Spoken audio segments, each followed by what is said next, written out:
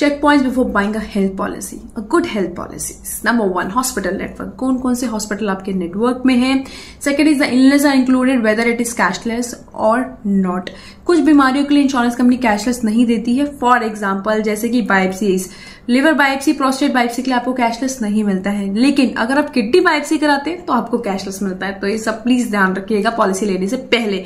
Third is waiting period before your claim general treatment, क्या waiting period रहता है general treatment के लिए अगर आप क्लेम लेते हैं।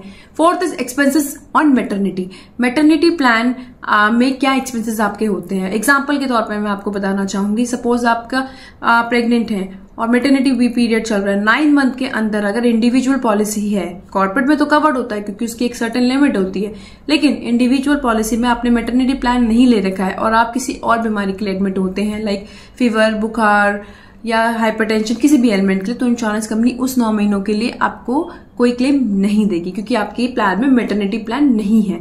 Fifth is waiting period of pre existing element, कई पॉलिसीज में प्री एग्जिस्टिंग के लिए 3 साल, 5 साल का वेटिंग पीरियड रहता है और 4 साल का, तो पॉलिसी लेने से पहले ये ध्यान रखिएगा कि क्या प्री एग्जिस्टिंग एलिमेंट के लिए कितना वेटिंग पीरियड है। 6 इज सप्लीमेंट, सप्लीमेंट के लिए मैं आपको एग्जांपल दूंगी कैंसर ट्रीटमेंट का। कैंसर में एक एडवांस ट्रीटमेंट आया है विच इज टारगेटेड इम्यूनोथेरेपी, जो कि कीमोथेरेपी से फार बेटर है, लेकिन हेल्थ पॉलिसी इस एडवांस कीमोथेरेपी के लिए, टारगेटेड इम्यूनोथेरेपी के लिए एक लिमिट तय कर रखी है विच इज 25%, 50%। तो पॉलिसी लेते वक्त ये भी जरूर ध्यान रखिएगा क्योंकि ये पॉइंट कोई नहीं बताता है। 7th इज को पेमेंट, अगर आपकी पॉलिसी में 20, 30, 40 इतना को पेमेंट है तो इसका मतलब ये अमाउंट, आपका कितना भी बिल बनेगा इतना अमाउंट आपको अपनी पॉकेट से पे करना पड़ेगा। Now last not least, no claim bonus.